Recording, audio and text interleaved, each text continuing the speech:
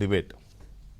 ఇటీవల కాలంలో ఆంధ్రప్రదేశ్కి సంబంధించిన ఈ ఐపీఎస్ ఆఫీసర్స్, ఐఏఎస్ ఆఫీసర్స్కి సంబంధించి వాళ్ళు విధి నిర్వహణలో ఒకవైపే చూస్తున్నారు, రెండో వైపు చూడట్లేదు, పక్షపాతం చూపిస్తున్నారు.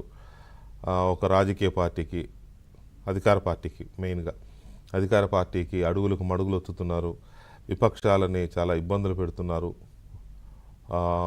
ఓటర్ల జాబితాలో అవకతవకలకు పాల్పడేలా చేశారు. చాలా ఎలిగేషన్స్ వచ్చినాయి. ఈ ఎలిగేషన్స్ ఎప్పటి నుంచో ఉన్నాయి. నిజానికి స్థానిక సంస్థల ఎన్నికలు అప్పటి నుంచి ఉన్నాయి. తిరుపతి లోక్సభకు జరిగిన ఉప ఎన్నికప్పుడు జరిగాయి. మధ్యలో 2-3 అసెంబ్లీ నియోజకవర్గాలకు జరిగిన ఉప ఎన్నికలప్పుడు జరిగాయి. కొన్ని అరాచకాలు జరిగాయి.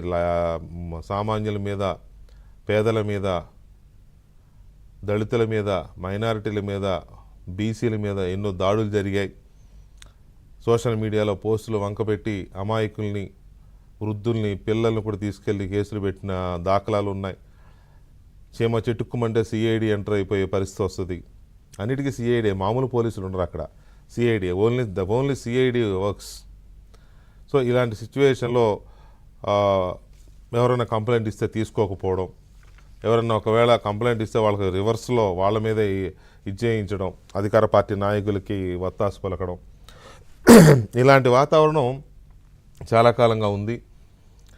కానీ ప్రభుత్వం వాళ్ళదే కాబట్టి, అధికారంలో ఉన్నారు కాబట్టి ప్రజలు ఏమీ చేయలేని ఒక నిస్సహాయ స్థితిలో ఉండడంతో అలా నడిచిపోయింది. కానీ ఇప్పుడు ఎన్నికల కోడ్ వచ్చింది, ఎలక్షన్ కమిషన్ అధికారంలోకి వచ్చింది.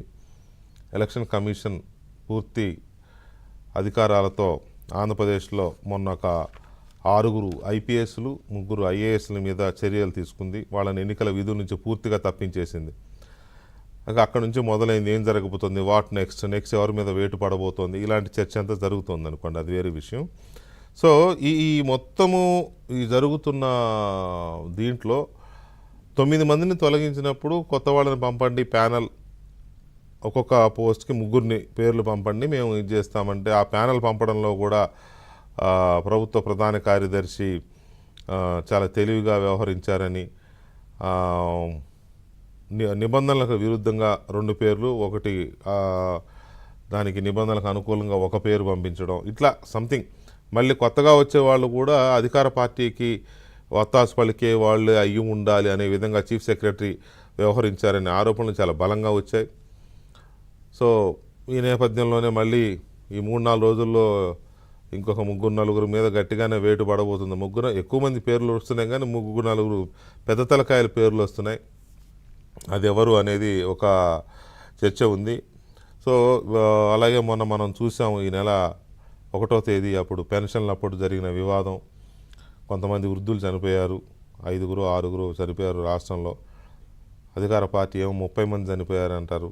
వారే అధికారంలో ఉండి 30 మంది చనిపోయారని, అదే వాళ్ళ గోల్ వాళ్ళే వేసుకున్నారు. వాళ్ళే అధికారంలో ఉండి పెన్షన్లు ఇవ్వలేక 30 మందిని చంపేసి మేమే చంపేసామని చెప్పుకోదలుచుకున్నారా ఏంటి అర్థం కాదు. సో దాని ఇంపాక్ట్ ఎలా ఉండబోతోంది, ఎందుకంటే ఎన్నికల కమిషన్ చెప్పిన దానికి విరుద్ధంగా చీఫ్ సెక్రటరీ గారు, అలాగే సెర్ప్ సిఇఓ వీళ్ళు చేసిన పనులు లేదా వీళ్ళు తీసుకునే నిర్ణయాలు చాలామందిని ఇబ్బంది పెట్టాయి. వృద్ధుల్ని, మహిళల్ని చాలామందిని ఇబ్బంది పెట్టింది. అలాగే కొంతమంది చావులకు కూడా కారణమైంది. కాబట్టి దాని మీద కూడా కంప్లైంట్లు చాలా వెళ్ళాయి. అది ఎంతవరకు జరగబోతుంది. అలాగే జగన్మోహన్ రెడ్డి గారు ఈ మధ్య వారు మొదటి నుంచి అధికారంలోకి వచ్చిన దగ్గర నుంచి దొంగ ఓట్లతోనే నడుస్తుంది. ఏ ఎలక్షన్ వచ్చినా దొంగ ఓట్లే, వేలల్లో లక్షల్లో ఉంటాయి దొంగ ఓట్లు. ఇప్పుడు ఈ దొంగ ఓట్లు, దొంగ సర్వేలతోనే ఆయన వ్యవహారం అంతా నడుస్తుంది. కాబట్టి మళ్ళీ వాటితోనే గట్టెక్కాలని జగన్మోహన్ రెడ్డి గారి ఒక కుయుక్తి. మరి దాన్ని ఎంతవరకు వైసీపీ అందిపుచ్చుకుని వైసీపీ గట్టెక్కుతుందా అనేది ఒక అంశం. అయితే ఇటీవల లేటెస్ట్ సెన్సేషన్ ఏంటంటే రఘురామకృష్ణరాజు. అఫ్కోర్స్ లాస్ట్ 4.5 ఇయర్స్లో కూడా ఆయన ఎవ్రీడే సెన్సేషన్. అది ఈ ఎవ్రీడే సెన్సేషన్లో ఆయన్ని పోలీసులు కిడ్నాప్ చేసి హైదరాబాద్ నుంచి ఎత్తుకెళ్ళిపోయి చంపేస్తారో అన్న ఒక టెన్షన్ వాతావరణం ఒక 36 అవర్స్ 2 రాష్ట్రాల్లోనూ సెన్సేషన్ అయిపోయింది. ఆ తర్వాత ఆయన బయటికి రావడం ఒక సెన్సేషన్, బయటికి రావడం ఒక మిరకిల్, వచ్చిన తగ్గించి ఒక సెన్సేషన్, ప్రతిరోజు ఒక సెన్సేషన్. అక్కడ నుంచి ఇప్పుడు పొలిటికల్ సెన్సేషన్ ఏంటంటే సడన్గా మొన్న చంద్రబాబు నాయుడు గారి దీంట్లో ఆయన తెలుగుదేశం ఇది కప్పేసుకున్నారు, కండువా కప్పేసుకున్నారు. అప్పటిదాకా అసలు ఆయనకి టికెట్ రాలేదు, ఏంటి అసలు ఆయనకి టికెట్ రాకపోవడం కూడా ఒక సెన్సేషన్. ఇదే ప్రతిదీ ఒక సెన్సేషన్ లాగా జరిగింది. మొత్తం మీద టీడీపీ జెండా కప్పుకున్నారు. టీడీపీ జెండా కప్పుకుని ఇప్పటివరకు టికెట్ రాలేదు. మళ్ళీ అదొక సెన్సేషన్. వస్తే మళ్ళీ ఏ సెన్సేషన్ జరుగుద్ది? ఆయన ఎంపీగా పోటీ చేస్తారా, ఎమ్మెల్యేగా పోటీ చేస్తారా, ఏంటి మొత్తం ఆయన ఏం జరగబోతోంది, ఎలాంటి వ్యూహం నడుస్తోంది అనేది చాలా కీలకంగా ఉంది. సో పైగా రేపు నూతన సంవత్సర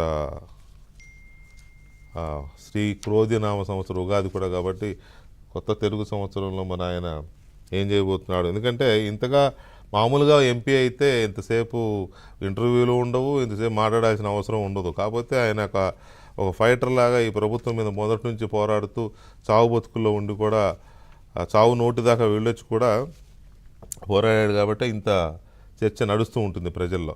సో ఎనీవే ఆయన మనతో